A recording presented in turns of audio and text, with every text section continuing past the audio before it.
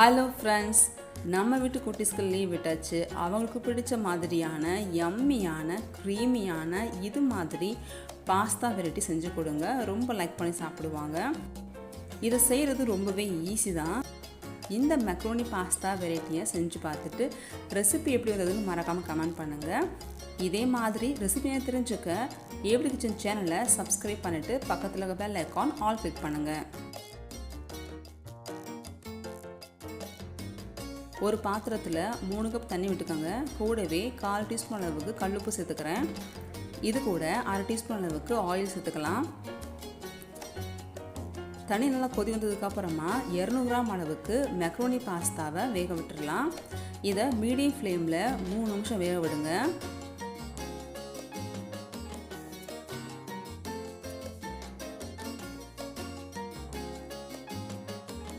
இது ஒரு பக்கம் வேகட்டும். இன்னொரு கடாயில் 3 டேபிள் ஸ்பூன் அளவுக்கு பட்டர் எடுத்துக்கோங்க. இது சால்டட் அன்சால்டட் எதுவாக இருந்தாலும் ஓகே. இது கூட 3 டேபிள் ஸ்பூன் அளவுக்கு மைதா சேர்த்துட்டு நல்லா மிக்ஸ் பண்ணுங்கள். மீடியம் ஃப்ளேமில் மிக்ஸ் பண்ணும் போதே பட்டரில் மைதா நல்லா வெந்து நுர பொங்கி வரும். இந்த சமயத்தில் அடுப்பை ஆஃப் பண்ணிவிட்டு 300 ml மில்கை கொஞ்சம் கொஞ்சமாக மிக்ஸ் பண்ணிக்கோங்க. மறக்க வேணாம், அடுப்பை ஆஃப் பண்ணிட்டு மிக்ஸ் பண்ணுங்கள். 300 ml மில்கையும் மிக்ஸ் பண்ணியாச்சு. இப்போ அடுப்பு பற்ற வச்சுட்டு இது கூட 1/4 டீஸ்பூன் அளவுக்கு உப்பு சேர்த்துக்கலாம்.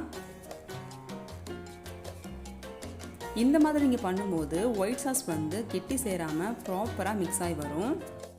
1/4 டீஸ்பூன் பெப்பர் பவுடர், கூடவே 2-3 பிஞ்ச் அளவுக்கு சில்லி ஃப்ளேக்ஸ் சேர்த்துக்கோங்க.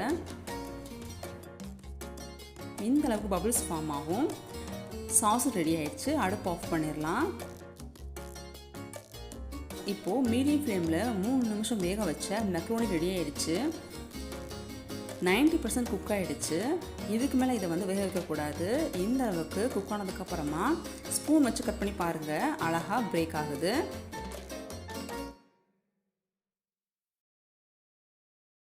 ஒரு ஜன்னி வச்சு பாஸ்தாவை ஃபில்டர் பண்ணி எடுத்துருங்க. இப்போது இந்த பாஸ்தா மேலேயே டேப் வாட்டர் யூஸ் பண்ணி கொஞ்சம் கூல் பண்ணுங்கள். அப்போ தான் ஒன்றோட ஒன்று ஒட்டாமல் இருக்கும். இப்போ ஒரு பாத்திரத்தில் 3 டீஸ்பூன் அளவுக்கு எண்ணெய் விட்டுக்கோங்க. கூடவே 5-6 பல் பூண்டை கட் பண்ணி போட்டுக்கலாம். 1/4 கப் அளவு வெங்காயம் ஓரளவுக்கு வதங்கட்டும். இப்போ இது கூட நமக்கு பிடிச்சமான வெஜிடபிள்ஸ் சேர்த்துக்கலாம். நான் 1/4 கப் கேரட், 1/4 கப் கேப்சிகம் சேர்த்துருக்கேன். 2 பிஞ்ச் அளவுக்கு உப்பு லைட்டாக மிக்ஸ் பண்ணிவிட்டு கொஞ்சமாக தண்ணி தெளித்து மூடி போட்டு மூடிடுங்க. 30 செகண்ட் வெந்தால் போதும். அவ்வளோதான். இப்போ இது கூட நம்ம எடுத்து வச்சுருக்கிற பாஸ்தாவை உள்ளே போட்டு லைட்டாக மிக்ஸ் பண்ணுங்கள். பாஸ்தா பிரேக் ஆகக்கூடாது. அவ்வளோதான்.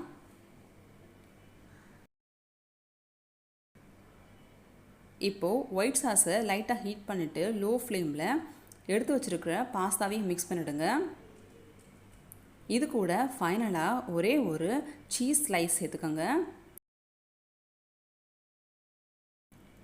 நமக்கு ஈஸியாக அமுல் சீஸ் கிடைக்கும். ஒரே ஒரு ஸ்லைஸ் சேர்த்துக்கோங்க. இந்த குவான்டிட்டிக்கு இது கரெக்டாக இருக்கும்.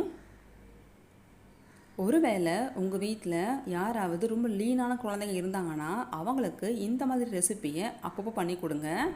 நல்லாவே வெயிட் போடும். ஃபைனலாக கொஞ்சமாக சில்லி ஃப்ளேக்ஸ், கொஞ்சமாக பெப்பர் பவுடர், ஓரிகோனோ இருந்தால் ஒரு 2 or 3 பிஞ்ச் சேர்த்துக்கோங்க. அவ்வளோதான். நல்லா க்ரீமியான சீஸியான பாஸ்தா ரெடி ஆயிடுச்சு. மறக்காமல் ட்ரை பண்ணி பாருங்கள். உங்களுக்கு பிடிச்சிருந்தால் இந்த வீடியோக்கு ஒரு லைக் கொடுத்துட்டு உங்கள் ஃப்ரெண்ட்ஸ் கூட ஷேர் பண்ணிக்கோங்க. தேங்க்யூ ஃபார் வாட்சிங்.